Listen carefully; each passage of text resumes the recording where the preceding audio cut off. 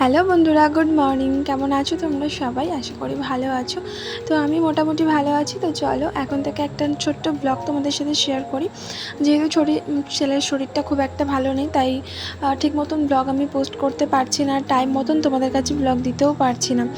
তো কী আর করবো। তো ছেলেটার শরীরটা আবার ভালো হয়ে যাক, তাহলে অবশ্যই আবার নিশ্চয়ই একদম সময় মতো তোমাদের সাথে ভিডিও শেয়ার করব। তো আজকে খুব ছোট্ট একটা ভিডিও তোমাদের সাথে শেয়ার করি। সকালবেলা ছেলে যেহেতু কোনো কিছুই খেতে চাইছে না, জ্বর তো, তাই মুখে কোনো স্বাদও নেই, তাই ভাবলাম ওর প্রিয় খাবারটাই ওকে বানিয়ে দিই, যদি একটু খাওয়াতে পারি। তো অনেক আশা নিয়ে বানানো সত্ত্বেও কিন্তু ও খায়নি খাবারটা। তো এক দুবার মুখে দিয়েই আর খায়নি।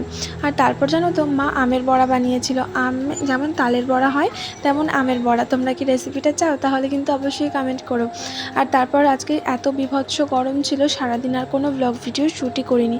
বিকেলবেলা মোটামুটি 4টের মতন বাজে, স্নান টান করে পুজো দিয়ে নিলাম। আর সারাদিন ঘরটার অবস্থা খুব খারাপ অবস্থায় পড়েছিল, সেগুলোকে আর কি গুছিয়ে নিচ্ছিলাম। পুকুর নিচে ঘুমিয়েছিল, তো তারই বিছানাগুলো তুলে পরিষ্কার করে নিলাম। আর কিছু জামা কাপড়ও শুকিয়েছিল, সেগুলো আর কি ঘরে রেখে দিয়েছিলাম। তো সেই জামা কাপড়গুলো মানে ভাঁজ করে গুছিয়ে রাখছিলাম। তো ছেলেটার শরীরটা সত্যি ভীষণই খারাপ। তো যখন ও সুস্থ হয়ে যাবে তখন আবার ডেলি ঠিক মতন ভিডিও তোমাদের সাথে পোস্ট করব, শেয়ার করব। তো চলো, তারপর দেখো, সেদিনকে ডাক্তারের দেখাতে গিয়ে না, ছেলে এই বিস্কুটটা খেতে ভীষণ ভালোবাসে, তো সেটাই আর কি কিনে নিয়ে এসেছিলাম। তো সেটাকে রাখা হয়েছিল না আর কি, তো সেটাকেই রেখে দিলাম। আর তারপর বিকেলবেলা টিফিন হিসাবে ওকে না এই খাবারটা বানিয়ে দিয়েছিলাম। এটাও ওর খুব প্রিয় খাবার।